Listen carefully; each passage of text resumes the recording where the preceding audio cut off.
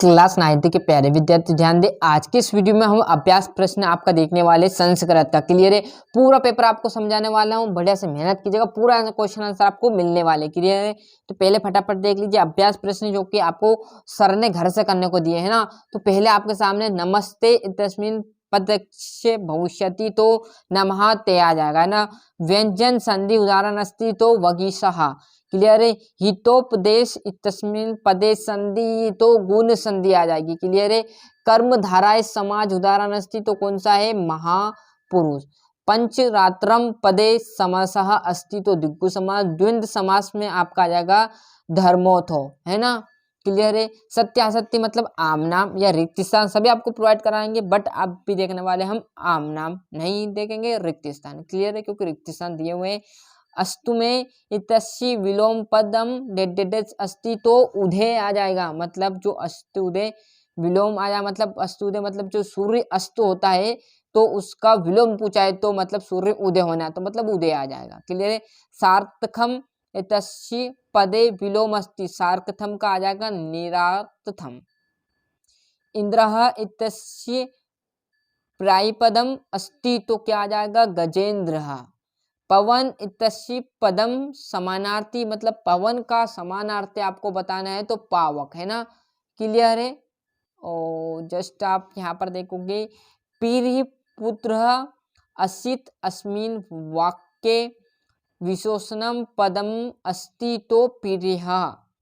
अहम एक वचनम पश्यामि पदे विशेष पदम अस्ति तो एकम आ जाएगा क्लियर है। जोड़ी देख लीजिए। भ्रोमिता तो आपका पहला कतवा। बाला की बात करूं तो बाला में आपका टाप आ जाएगा, पर यहाँ पर गलत लिखा हुआ है ना, आपके जो सन दिए उसमें भी आपको यहाँ पर गलत मिलेगा, यहाँ पर टाप है ना। और गंतुम की बात करें तो तुमुन, और चौथा आपका यहाँ पर बाला। गतिम गातु कथयति तो कौन सा आ जाएगा पांचवा मृतुम है ना। बढ़िया से जोड़ी का स्क्रीनशॉट ले लीजिए। जस्ट आप पेज पलटोगे पूरे क्वेश्चन का आंसर बताऊंगा, बढ़िया वीडियो में लास्ट तक बने रहिएगा।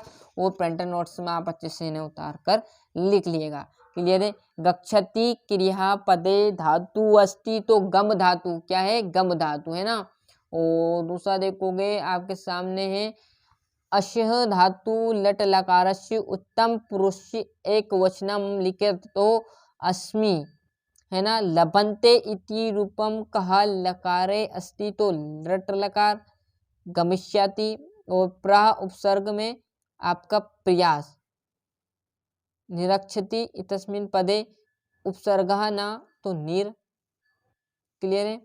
आम नाम देखिए पिता शब्दः तृतीय विभक्ते अस्ति आम।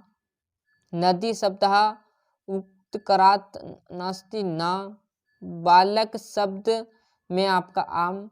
तस्य रूपम षष्ठी विभक्त्या भवति आम, आम आ जाएगा है ना। और ये ना क्लियर। छठे क्वेश्चन से बढ़िया से स्क्रीनशॉट लीजिए, इसका आंसर आपको आप तुरंत कुछ टाइम के बाद प्रोवाइड कराने वाले हैं, तो बढ़िया से देख लीजिए। कवि वाणी की कथ्योते कहा कश्य रस पिबते है ना।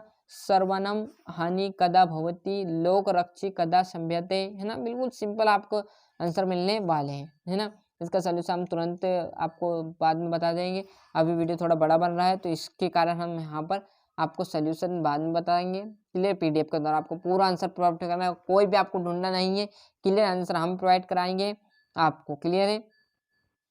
ये आपका 17वां घटनाक्रम मतलब घटना से आपको क्रम लिखना है कि पहली घटना को किस नंबर पर आई। जैसे यहाँ पर पहली घटना हुई वो आपको तीसरे नंबर पर देगी तो ये पहले नंबर पर लिख देना है, फिर दूसरा तीसरा कौन सी घटना किस क्रम पर हुई उस बार आपको जमा लेना है क्लियर। इतना काम कर लो।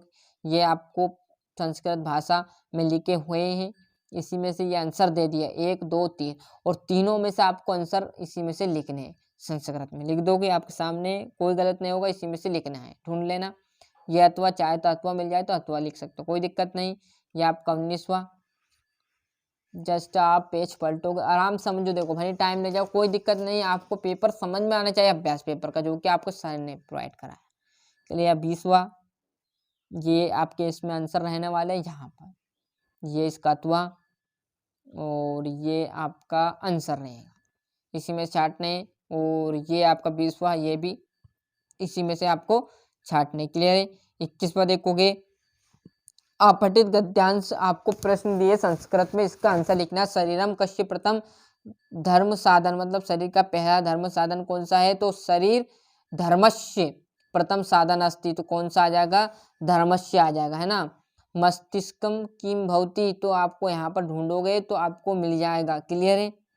आगे देखेंगे हम, कानी सुदर्शनी स्वस्तानी चा भवंती, तो ये भी आपको यहाँ पर मिल जाएगा। देखो, इंद्रानी सुस्थानी स्वस्थानी चा भवती। क्लियर है।